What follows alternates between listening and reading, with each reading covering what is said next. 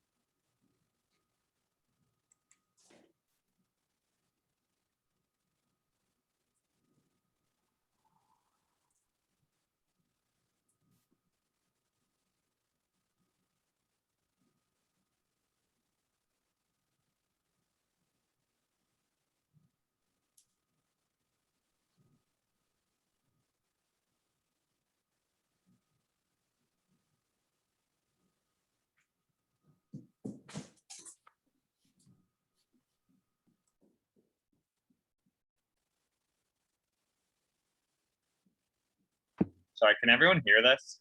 I'm No, No.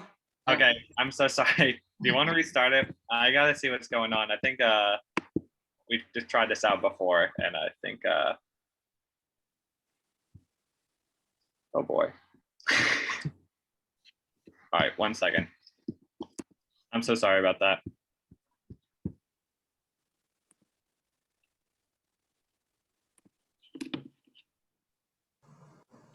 Do you want me to try mine? To see if that one?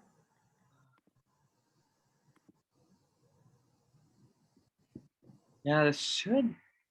It worked before. It was working with sound before, yeah. Okay, all right, I found it. Sorry, it's a little check mark that I forgot. 2 clicks. Sorry about that, guys. Oops.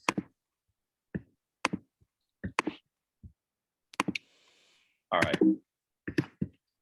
Let me know if this works. there we go. All right.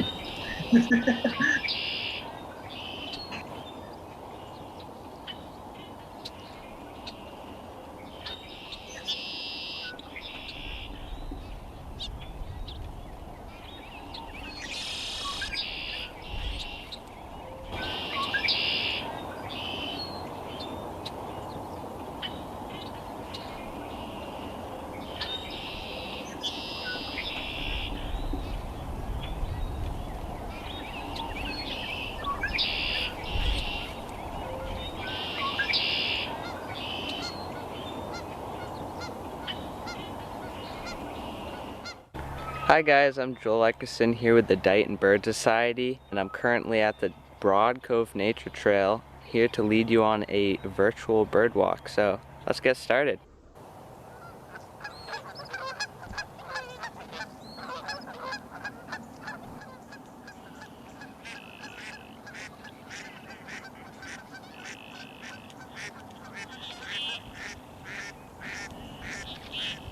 So spring migration is just starting to roll in here in Dighton. Everything's out singing at the tops of the trees, everything's feeding. It's one of the best times of year for birding because everything's out and active. Today we're just going to be trying to see as many migrants as we can, and also focus on some of the birds that are feeding actively. So we'll see what we can get.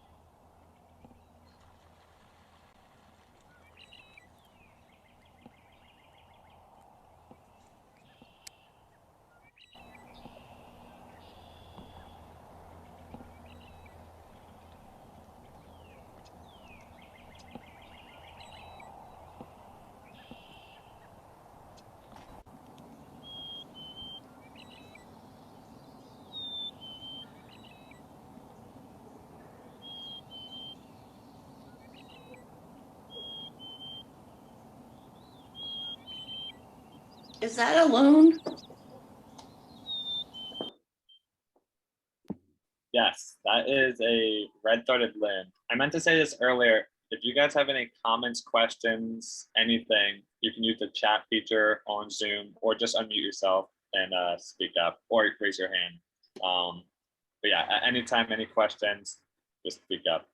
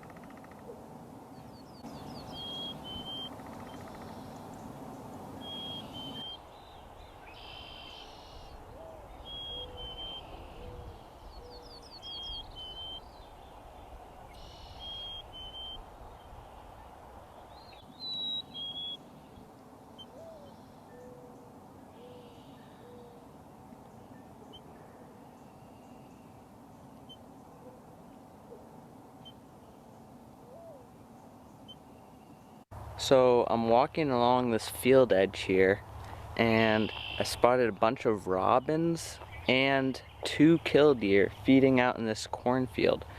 Looks like they're both taking advantage of those worms and insects that are plentiful in this cornfield. So really cool characteristics and really beautiful birds.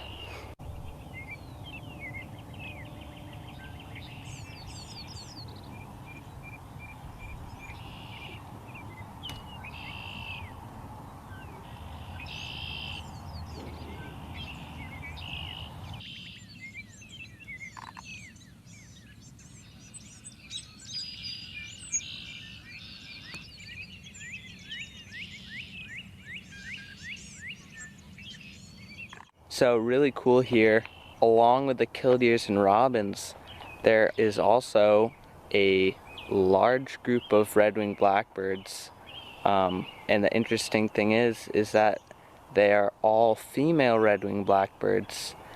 So that kind of means that all the male red-winged blackbirds are on territory right now, and all these females are out in the fields feeding still. So pretty interesting characteristic, and surprised to find that.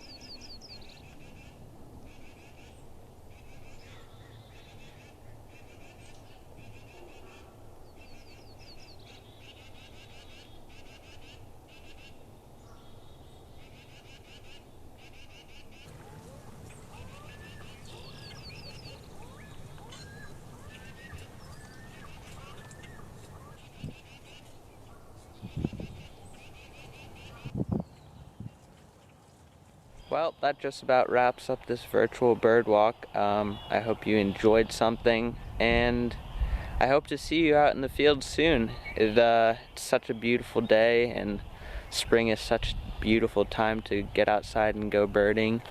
So best of luck and happy birding.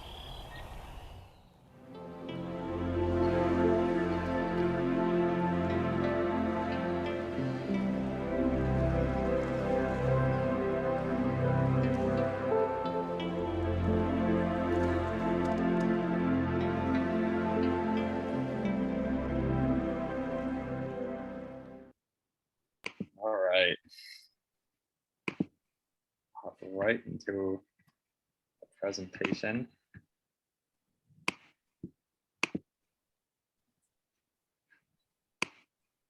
All right. Before I start the presentation, any questions about the video that we just watched? What birds you saw, behaviors? Maybe you have questions after the talk. As I said earlier, my name is Andy Eckerson. I'm the president of the Dighton Bird Society. Joel, who was the one in that video, is my younger brother. He acts as the vice president. We're pretty much the only two people who run the Dighton Bird Society at the moment. And yeah, birding 101. Let's get right into it. So about the Dighton Bird Society, this is pretty much our goal in our community. Although this is specific to Dighton, all the surrounding communities and towns is who we intend to reach, and maybe even beyond that. We've actually gone down to the coast of southeastern Massachusetts, so we're kind of spreading our wings a little bit. But yeah, so how to succeed in getting into bird watching. Bird watching means a lot of different things to a lot of people, and the spectrum is huge. And in order to succeed when you start, I say, from my experience and from the experience of many others I know, is birdwatch with someone experienced. This can be either through nature walks, or if you know someone personally, do it with someone who actually knows like their birds relatively well. Also, at the same time, doing it with someone who doesn't know their birds, it can be an amazing learning experience, especially if you both go to nature walks, field walks, etc. And then there's just the whole other aspect is just doing it by yourself, and doing it by yourself with a bird guide in hand, which we'll talk more about later. But with having a bird guide in hand, being out there alone, finding a single bird, sitting down, focusing on it, looking through your binoculars, and trying to really find out what it is, can sometimes be the greatest learning experience. And this is for all ages. There's no age too young, no age too old, if you can see and hear. So how do you find birds? I think this can be broken down into two things, visually and vocally. First off, you see a bird. You're probably going to hear it most of the time before you hear it, before you see it. So, I mean, I'm sure you guys are very well aware. You go out on a spring morning, you hear maybe hundreds of songs. It sounds like just everywhere around you, from the ground to the tops of trees. And that can be really overwhelming when you're getting into bird watching. So really don't let that overwhelm you. Think about just focusing on one bird. So if you hear a bird, try to track it down and try to block out the rest of the calls that are perhaps overwhelming you. And then once you can track down or spot a bird, look at it, see what it looks like, and find out what that bird, that species is. And we're going to go into a little more about that. So how to identify a bird. So I've broken this down into 4 steps. I think physical appearance, obviously, behavior, location, and season. if at any time you guys think I'm talking too fast or you have a question, be sure to ask, because I feel like I'm talking fast. This is a spotted sandpiper, by the way.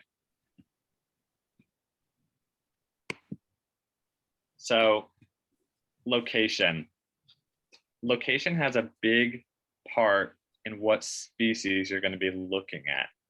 So around here in our area, it's very wooded. It's unless you go down by the coast, or you can get this beach line habitat. You're not really going to have a lot of grasslands around here. There are some specific farmlands, and we do have wetlands, which is up on the upper right. So the location plays a huge part into what birds you're going to be. So you go out, you enter a habitat, which is maybe one of these four, and there's tons of birds singing, or you're on the coast and you're watching little shorebirds run along the wave line. And I think the most overwhelming habitat to be in can be the forest or woodlands, because let's be real, you go out in the woods and it feels like every bird's a mile high on the top of the tree, the tiny little birds. But certain birds are going to be on the coast that aren't going to be in the forest, and certain birds are going to be in the grasslands that aren't in the forest, and certain birds will be in the wetlands that aren't in any of these habitats. So knowing which species is in which habitat is crucial to breaking it down. And as you might see as a recurring theme, breaking down to identify species is the biggest part to actually succeeding. So you have a species and you're going to be like, I'm out here in the middle of the woods. I'm not going to see a mallard sitting on the ground over there. That's obvious. Or if you're on the beach, you're probably not going to see a cardinal there. These are some really obvious examples, just to exaggerate what I'm saying. But all the different birds have different behaviors for the habitat that they're in, and they're adapted to live in that habitat. So season, another huge part of breaking down the species that you're looking at. So Joel mentioned it in his video, but you may have heard him mention spring migration. Does anyone here know what spring migration is? You guys have heard of it? So what happens on the East Coast every spring and fall is bird migration. Hundreds of thousands of birds migrate from South America to North America in the spring to migrate in the northern areas, to breed in the northern areas. And every fall, all those same species and other species go south. So depending what season it is can play a huge factor into what birds you're actually looking at. And it's another part of that breaking down and finding out what exactly you're looking at. And so during the spring and during the fall are actually, those two seasons are some of the best seasons to look for birds, to observe birds closely, to just have the best opportunity to see a lot of birds close and well. And honestly, that kind of goes against you when it comes to spring, because you walk out and there's a million birds singing and you're overwhelmed, but don't let that overwhelm you. So in identifying a bird, we're going to look at the physical aspects of it, the physical appearance, the color, the shape, and the size. So right here's a little mosaic of different species. These aren't all local to Massachusetts. These are from all over the world, but it just shows you the diversity of colors and shapes and sizes that are out there.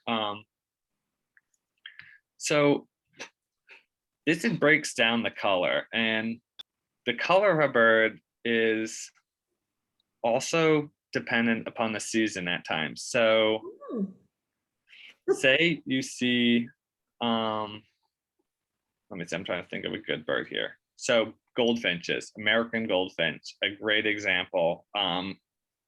Right here on right in the middle, on the top row, right to the left of that parrot, the green parrot. So American goldfinch is a great example of a species that will have a bright yellow plumage in the spring, summer, and fall. And then during the winter, it will have this very drab appearance, and you can barely tell the difference between a male and a female.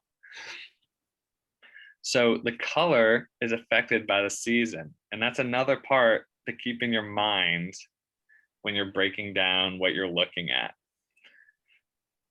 The shape of a bird is a huge part of identification. So over here on the lower right corner of this slide, I have a bunch of different shapes. We have a duck, a gull, a woodpecker, a heron, and these obviously aren't all to size, but you can kind of get an idea of what these birds have, which I'll get into behavior next. But a lot of these birds have their body shape, their bill shape, how long their legs are, what their position is. All that plays into what they're adapted to do best. So look at this, a great blue heron here on the lower left corner of that picture. It has long legs, has a long neck, and a large bill. All that comes together to tell us that it uses those long legs to walk in the water, and it has that big long bill for catching fish, and that long neck for scanning the water that it's feeding in. So the shape has a lot to do with what the birds adapted to do. And the shape is also a huge part of identifying a bird. If I go outside and I see a little bird, this kind of plays into the next point, size. If I see a little bird and it has, perhaps I'd say it's between a goldfinch and a robin, but it doesn't seem to have quite the length of tail that a robin has. And the color doesn't quite seem right for robin. It seems very brown, has streaks on the chest. Very quickly, you use all three of these points right here to identify the bird. The color, what color is it? Brown, is it red, is it blue, is it yellow? And you use all those aspects to play into the next one. What's the shape of it? This isn't the shape of a great blue heron. This isn't the shape of a cardinal. It doesn't have that spiky crest. And then you break it down to the size. Is it smaller than a cardinal? Is it smaller than a robin? Is it between a robin and a tiny little sparrow? And when you break it down like that, you can very quickly eliminate a lot of other species that might be in that area.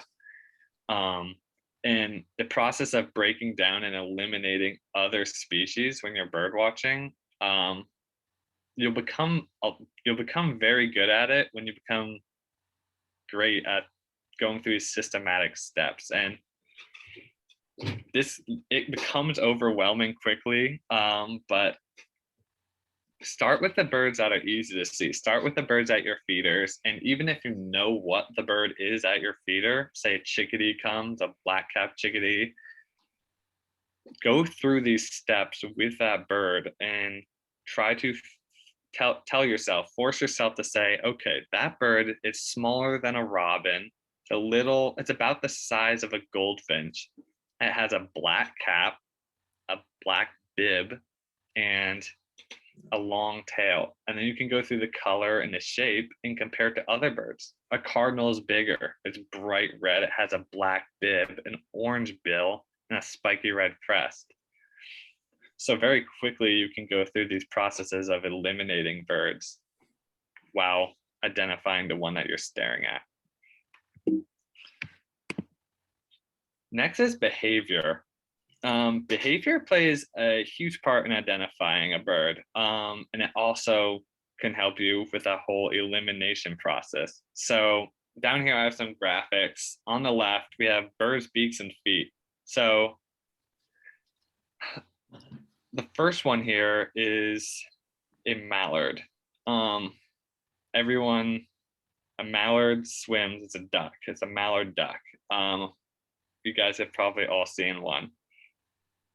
But if you haven't, mallard ducks, they use webbed feet to swim through water. And they have these big, shallow bills, these big bills that aren't very pointy. They're kind of dull tip. And those bills are used to feed in shallow water. They feed on stuff that's on the surface and just under.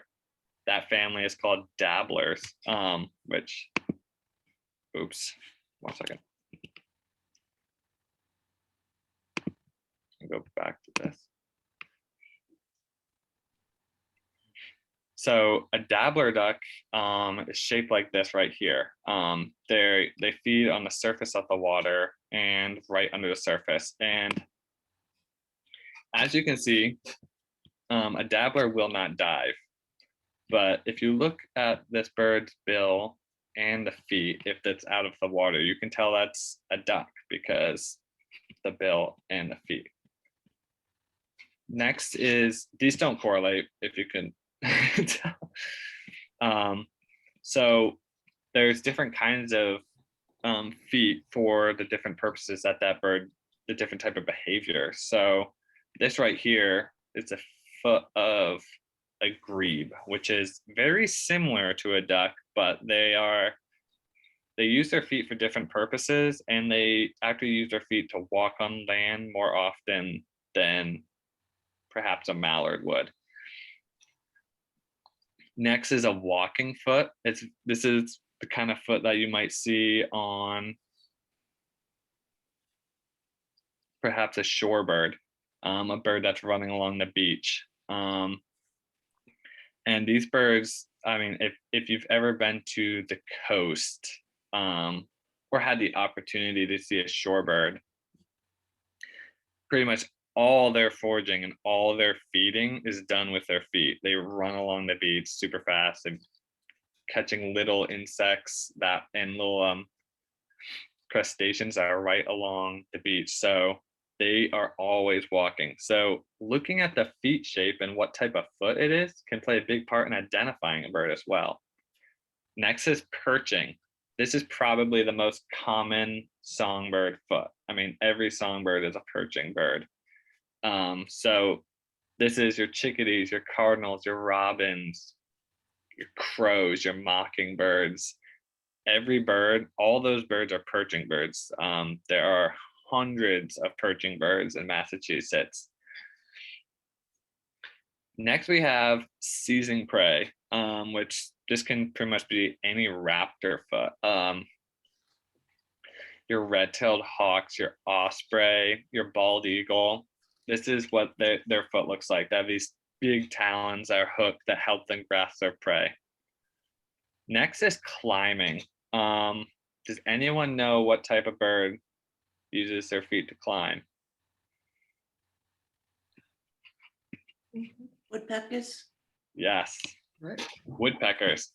So combined with their feet and their stiff tail feathers, woodpeckers use their feet, which are shaped like this. Their claws are extremely good at, their toenails are extremely good at clawing onto trees, and they use their stiff tail to keep their body upright as they go up the tree. And as you can see just to the right of that is the head of a woodpecker. It's a pileated woodpecker. And they have these big, heavy bills. Not all of them do. Downy woodpeckers, perhaps a little smaller. You might have seen them at your feeders. They have these tiny little bills and big bills, but they're very strong, stout bills used for pecking wood, which if you've ever seen a woodpecker peck, their head's going really fast and they're pretty much just whacking a piece of wood. Next, we have the tearing meat bill, which is duck speaks for itself. Ospreys, bald eagles, their behavior and what they feed on in their diet, it's a big part of that is using their bill. That's how they eat it. That's how they take bites that they can swallow and digest. Next is just an example of a songbird's bill. This is a northern cardinal right here.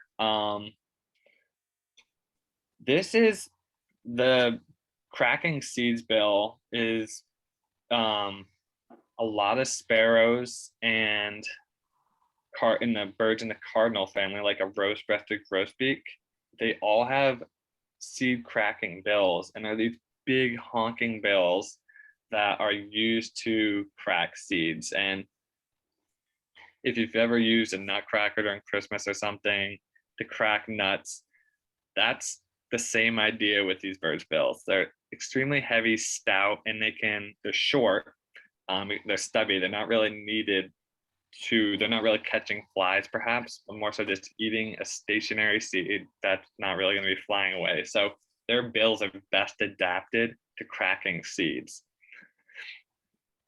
Next up is catching insects. I just mentioned that. A small bill, and these bills are honestly, it doesn't take much to catch an insect in your bill. So these birds have these dainty little bills, they're slender, and those bills are most adapted to catch quick moving insects, perhaps pry open a leaf that has a caterpillar on it and whatnot. And then we have probing. Probing is the type of bill that essentially every shorebird has. And if you guys have previously been to one of our woodcock watches or are familiar with American woodcocks, they have probing bills. And essentially this kind of bill is used to go through soft substrates such as mud or sand, and they stick their bills down. If you've ever seen a shorebird, they stick their bills down into the substrate and they pull out perhaps crustaceans or other insects that are under the surface. So over here on the right are some other examples of the bills. Yeah, so roseate spoonbill, they're not from around here. They're from down south in Florida, but they use their bill similar to a mallard. They feed on the surface and it just sifts sand and water through their bill and hope to keep the insect or invertebrate or crustacean that they were feeding on in their bill.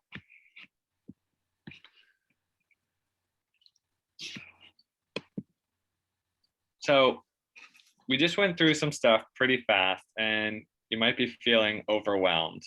So where to go when you see all this? So there are some great guides out there to help you with your bird watching.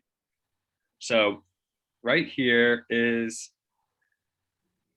so I'm going to go into those guides a little bit. You can either use a physical book in your hand, or now they have apps for Android and iOS, if that's your preference.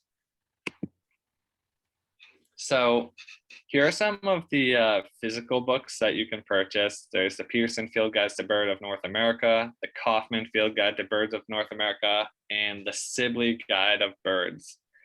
The Sibley Bird Guide is an incredible guide. It's the one I use. I would recommend it to anyone if they have a chance to get a book. But these other two are also great resources to get if you have the opportunity. And then apps. So if apps are your preference or you have an interest in getting an app, there is the Sibley app, which is essentially the entire Sibley Bird Guide that I just mentioned in an app. National Audubon has a bird app as well, which is this one right here in the middle. Both apps are very good. The apps have all the bird songs. So if you go on an app and you click a certain bird, and you click, say, a northern cardinal, it will have natural history of the bird, what size it is, how to identify it, and it'll also have all the songs of that species. It'll have the calls, the flight calls, the songs, it'll have it all. So all these apps have all those features, which is really nice. And that's something that you don't really get with a physical bird guide, which I think is one of like the draws to a birding app.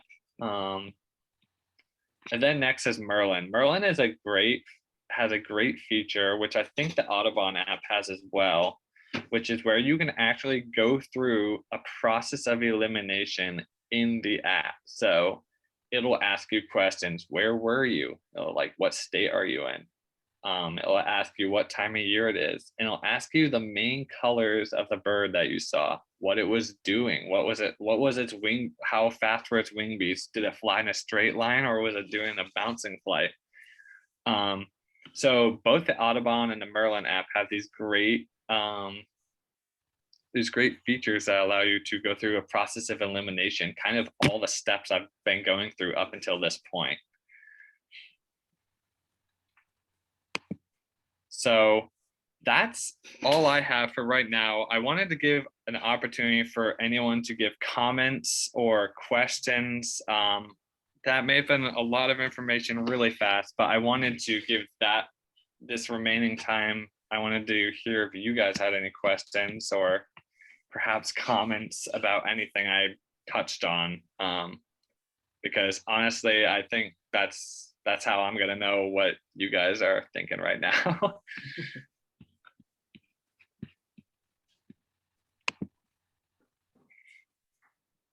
This is a Baltimore Oriole, by the way, which are actually already coming into Massachusetts, which is crazy.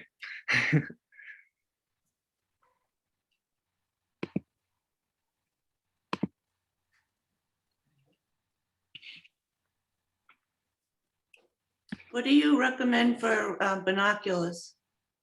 That's a great question. Depending upon how much you're willing to spend, which the price range of binoculars is pretty absurd, considering how much some people are willing to spend on them.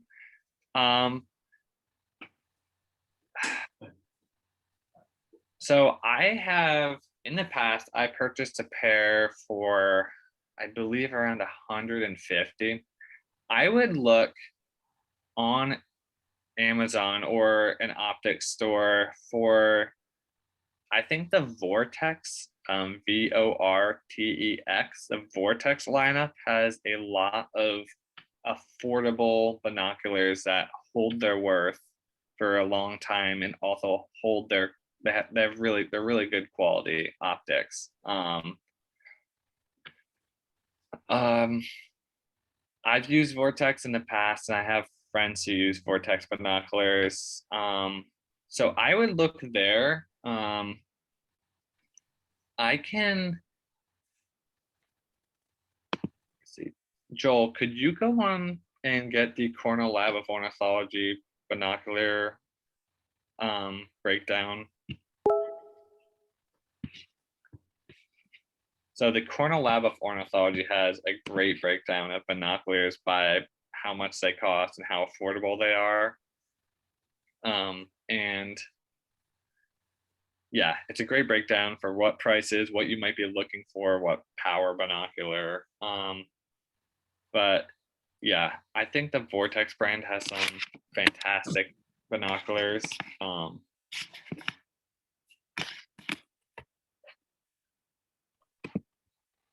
Yeah, did that answer your question? Yes, thank you.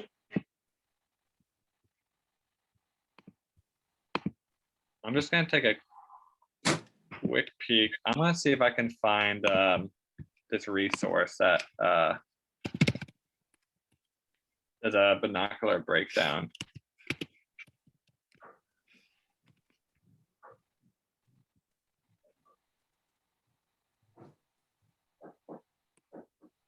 This one's fairly old. It's from 2013, but a lot of these binoculars are widely used today. So here, I'll put the link in the chat and just let me know if you can see that. But this just goes through budget binoculars under $200, 200 to 400, 400 to 700, and then it goes up. But a lot of these binoculars are widely used.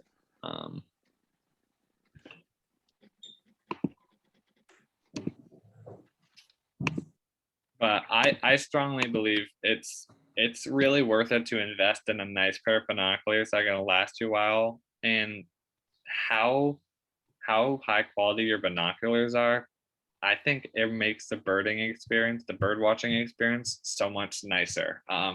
If you can look at a bird and see a crystal clear image, and there's not like a distorted view, it's going to make it more enjoyable for you in the long run if you always just have that reliable pair of glass to look through. But yeah, peek at that breakdown by the Cornell Lab of Ornithology, and it should be a pretty good start. Okay. Are there any other tools we're not thinking of besides guides or apps and binoculars? Where do you see them? Birds, Best places. nest places. Best, like fields, the habitat. Habitat, yes. Woodlands, forests around the area. So yeah, so right now it's spring migration. So I'll try to answer this question kind of oriented around that. So right now we have hundreds of thousands of songbirds coming up from the south, and they're not the only birds migrating, but they're the huge majority of the birds coming up here. And you're going to be seeing a lot of these birds, honestly, just in your local parks. So say you have a park with a few trees, a lot of trees, they're going to be in the trees, they're going to be in the bushes, they're going to be around streams. So honestly, any wooded area, perhaps with a water source. I have found that during spring migration, having a water source like a pond, a wetland, those kinds of areas are actually really good for migrating birds, because birds aren't just looking for food to eat, they're looking for water to drink. And a little pro tip, the sound of running water, actually, it's attractive to birds. So usually around streams, you can have a lot of birds. Actually, a lot of birds will not only be around the stream, but they'll be low down next to the stream.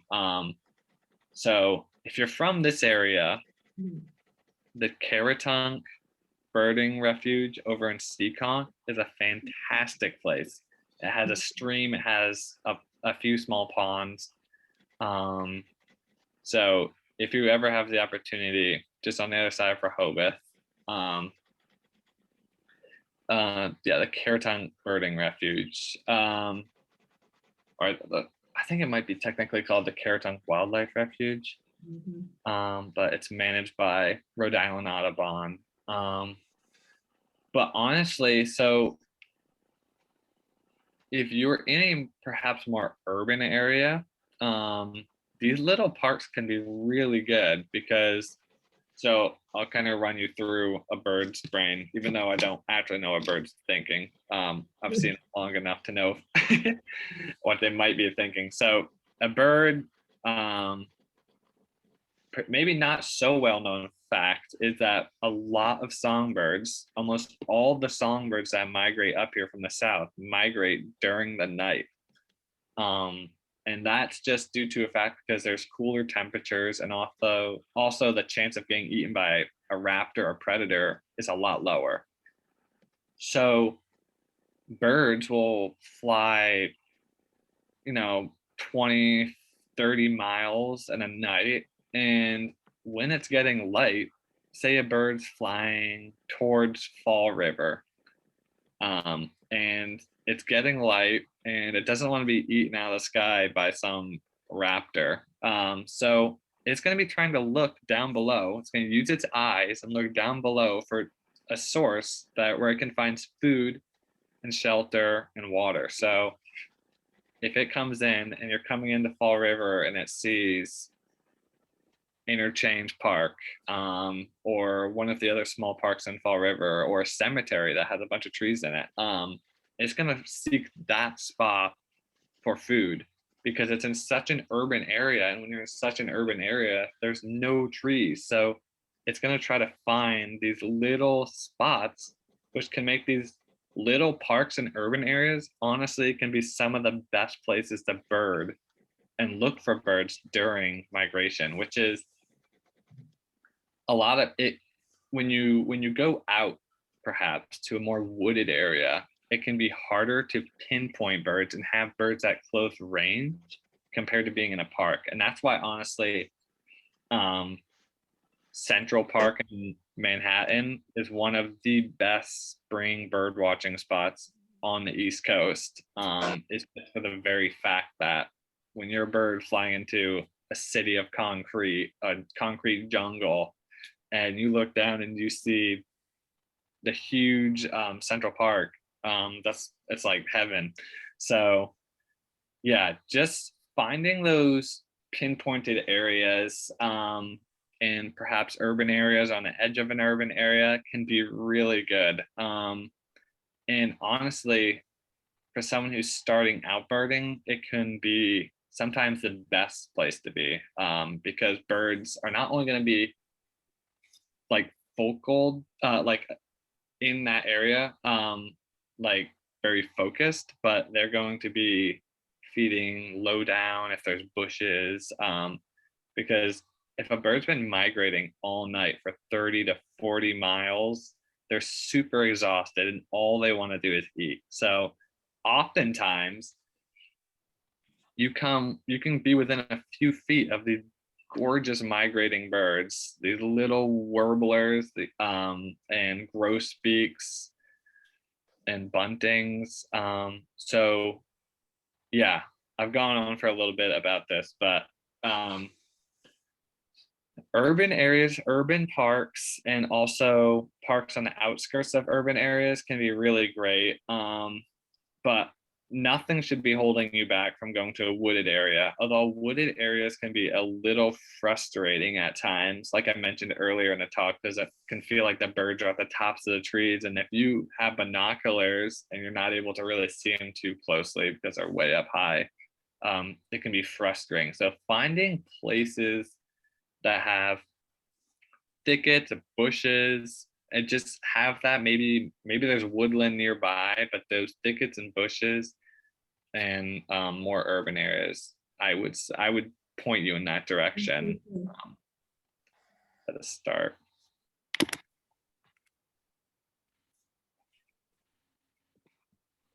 Yeah, I would say, I don't know how many of you have cameras, but getting even a little point and shoot camera, sometimes that can be a really great learning opportunity too. I mean, I know cameras can cost a lot of money, but there's some affordable small point and shoot cameras out there that you can zoom really close to a bird, and you can take a photo of a bird, and then it can be a great learning experience to maybe look at the photo when you're out there bird watching, or you come home and you do the whole process. You're like, the physical appearance, what was this bird doing? And you just go through all those steps. Obviously, when you're looking at a photo, you're not going to be able to see what it was doing, but yeah, just that can be a really useful tip. And that's something that I did when I started bird watching.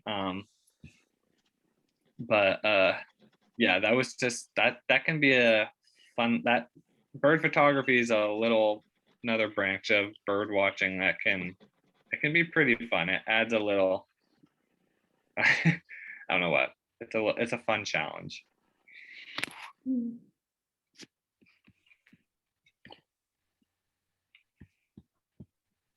So Andrew, I have a question. Go ahead. I didn't think the red-winged blackbirds came this year because I haven't seen one, but is it only the male that has the red wing? Yes.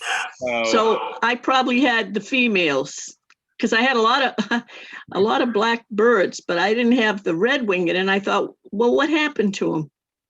Yeah, so kind of like Joel mentioned there. So are you saying normally you do have them?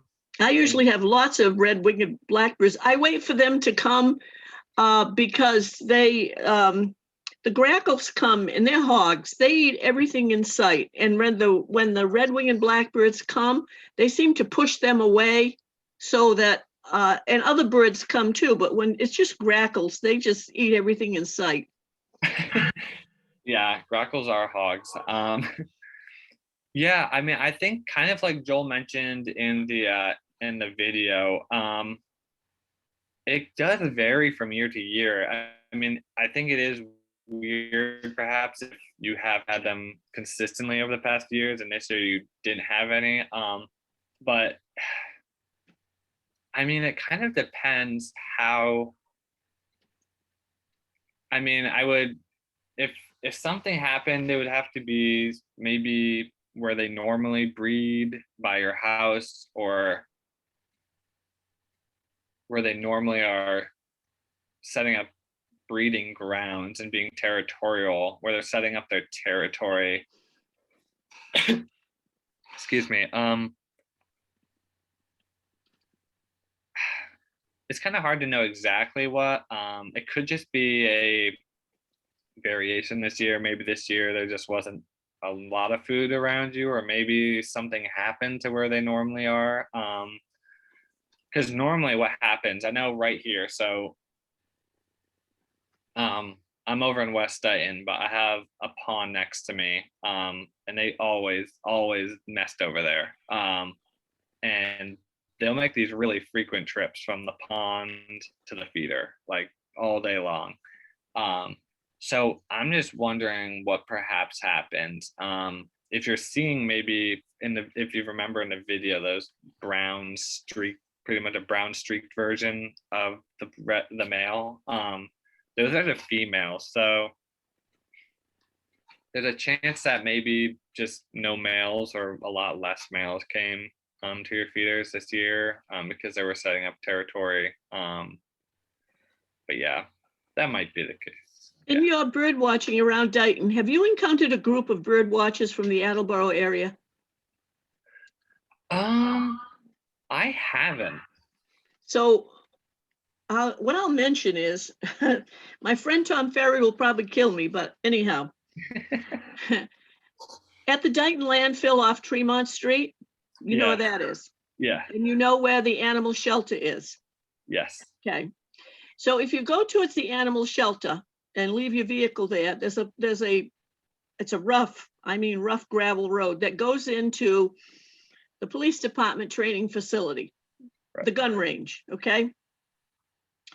And by the way, if the red flag is flying, that means they're using the range, so I wouldn't go there. But in any case, around that range, there is town-owned land. And it's my understanding that there are a group of people from the Attleboro area that go there because it's in a migration path. And it is wooded. There are some dense spots and there are some not so dense spots. There is wetland, and that particular patch of land that is not part of the training range is hunting and hiking and bird watching and all the things you do on public land. Absolutely. So if you haven't had a chance to go there, you might want to check that one out. There are signs about talk about trespassing that relates to the range itself. Obviously, we don't want the public on the range, but there's acres and acres of land down there, wooded area. As I say, there is some water and things like that, but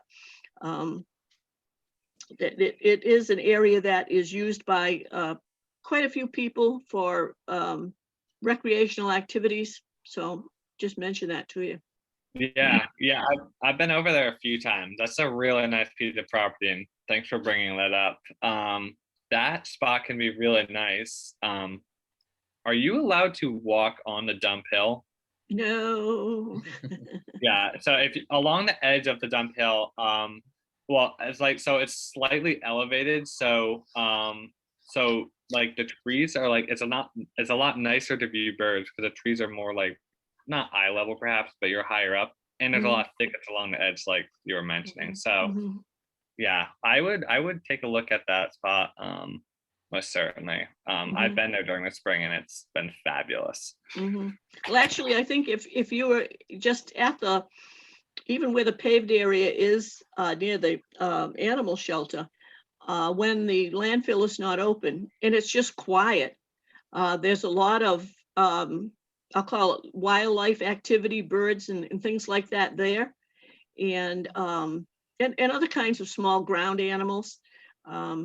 No, the actual capped area of the landfill, the hill, about the only thing that they do to that is mow it periodically to keep the grass down. But there have been problems with ATVs, and that's a capped landfill. So anything that will disturb the soil and that's a big no-no. So no, that area is off limits. But as I say, you are familiar with the gravel road I'm talking about. So that's quite the area there. Yeah, thanks for bringing it up. Yeah, some local areas I can name that I would suggest. Sweet Snow, right here in Dighton. Sweet How do Snow you State spell Park. it? What? How do you spell that? Sweet, which is Sweet. SWEET, Okay. and then Knoll, which is KNOLL. Okay. Sweet Snow. It's Yeah. the state park off of 138. Oh, Yep. Just before you get to the power plant, the power plant next to the police station. Okay, before you approach that driveway, there's a very slight little hill, not much of a hill at all. If you look off to your right, you're going to see a ranch house that sits back a little bit, a lot of grass in front. That's the driveway. You park at that ranch house, and then you can walk down to the river. Yeah, it can be a little deceiving if you're not familiar. I mean, there's a big state park sign, but it's right next to a very residential looking house. Another area is the actually on both sides of the river is the Frank G. Costa Memorial Park, which is the last little driveway on the left before you cross the Berkeley Dighton Bridge. There's just a tiny park there, but there are you can sit there if you want. People go there actually and fish off that pier. That pier is actually county land. That's not town land, but that's another place that if you want to check for waterfowl, or across the river in the Berkeley Park, the bridge park there, especially early in the morning or at dusk, as he said about, the birds are getting tired. They've been flying all day and they're looking for a place to go. So those two little parks there, the Frank Costa Park is very small, but it's a spot to go and sit there and observe what's going on. nice. Yeah. And I want to take this moment to invite everyone, or to bring your attention to, we are going to be leading a bird walk with social distancing and all the COVID protocols at Caratunk, which I just mentioned, on May 1st, which is next Saturday at 7 a.m.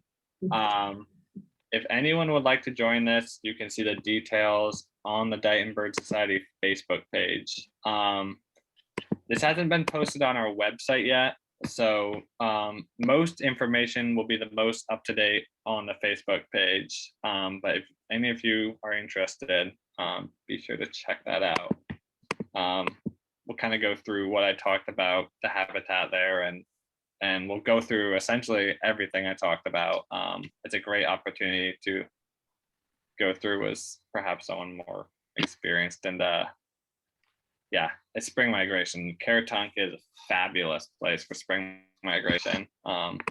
Some great viewing opportunities. Andrew, have you gone in to the Broad Cove Nature Trail from the west entrance right off of 138?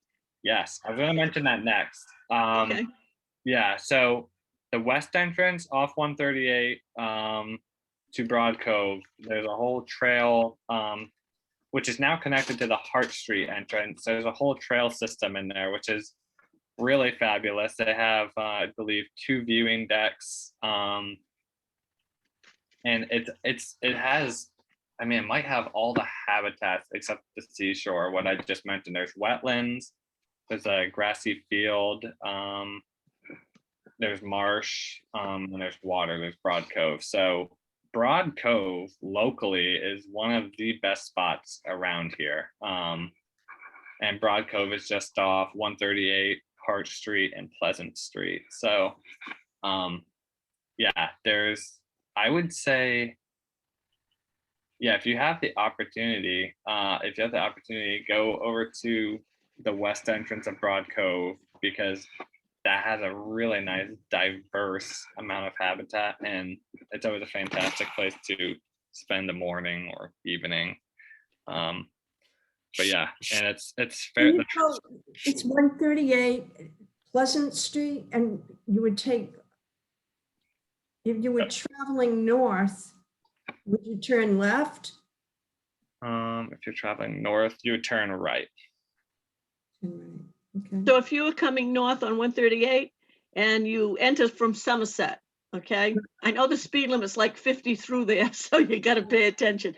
But Yeah, anyhow, you drive along 138 north and you've got Broad Cove on your right and the road curves. When that road starts to straighten out and you go by the first house, immediately look for the entrance, because there's a small wooden sign that says West Entrance. And it's also, I think there's also, isn't there a sign that also says conservation area? I think so. Yeah. Yeah, Most all of Broad Cove actually belongs to the town of Dighton and is conservation land. The Conservation Commission bought most of that. I believe there are 6 of those viewing platforms deployed in that whole area. Oh, wow. yeah, Those were built by Mr. Frenette, who's the chairman of the Conservation Commission. And I think he built 6 with a plan of eventually having 8, but I know they're deployed in different areas around in that cove. And yeah. if you're going towards Somerset, our cove land, I'll call it, backs right up to that Somerset Conservation Area, because they own the part of Broad Cove that's in Somerset there. So that's another nice area. Oh, Yeah. That's that turnaround right on the Somerset line. Yeah, we just bought that. Yeah. Yeah. That's nice. Oh, and then if you're on Pleasant Street in Somerset, before you cross the Pleasant Street Bridge, there's a small parking lot on the left if you're going towards Dighton. And there's a trail that goes out there also. So that's another great area. wow. It's all these wonderful areas that I didn't know of. Thank you. Hopefully someday there might be a connection between the Somerset Trail to the Dighton Trail. There used to be a railroad bridge there, and the hurricane of 38 took it out. So, but you can get to both sides of it going through either Somerset or, you know, so lots of interesting stuff there. Yeah, yeah. thank you. Yeah, might as well just say it just because it hasn't been set, but the Dighton Rock State Park, that's kind of like similar viewing to Tricentennial Park down on Pleasant Street. But that's a whole wooded area with some trails as well, which is accessed from, despite it being called Dighton Rock State Park, is accessed from Bayview Avenue. Yeah. Bayview Avenue in Berkeley. And if you go on their website, now that summer's hopefully going to come and hopefully we're going to return to normal, they have programs at least one Sunday a month, and they're usually at 1 o'clock. But even if you don't go for the programs, to just go down there and, you know, leave the car and walk around and check out lots of things down there. That's great.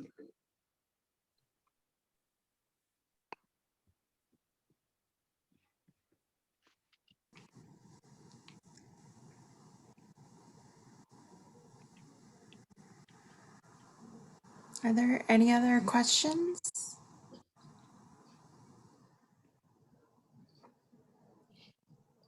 if you guys have any comments or questions, you can contact the Dighton Bird Society just using the messaging option on Facebook. We could always reply within the day, an hour. So we're always there. And I just have my final question to you all. Will you be leaving your yards to go bird watching? Yes. This is my great. Birds are waiting. I get to see a lot of this because I'm on the stormwater committee, so seems like we're forever tramping through the woods or the brush or something. So I'm not out there officially looking for birds, but I do pay attention, and I go into areas that are, in some cases, I think you need a machete to get through them. And in others, there's old, like abandoned farm roads. So let's say that's more comfortable walking. I think this is a great program. I hope more people, since you're taping it, I hope they watch it, because I'm not sure people realize that this is something that's available to residents. And it's not only Dighton residents, area residents. Yeah. And they should be getting outside and seeing what Dighton and other communities have to offer. No, we plan to share it, and I thank everyone for you all coming. And oh my gosh, Lori in Mississippi made my day. Oh my God. Thank you for coming. You're welcome. I hope you I hope we didn't I hope you were able to gain something from this as well, even though we are obviously focused so much on our northern birds. But yeah, so I learned a lot of tips, and I plan to use them. I'm a new bird watcher, so it was very helpful. How did I you love hear about it? I love that you found us. Yeah. Yeah, how did you hear about this, Laurie? On Facebook under events, and I was looking for anything with bird watching, and this came up. Oh, great. Oh, I'm just so thrilled that you found it. The one, one of the blessings of our predicament in virtual learning, that we can invite everyone. Right. That's like the one blessing. So thank you. Thank you. Oh, thank you. I really enjoyed it. I'm glad.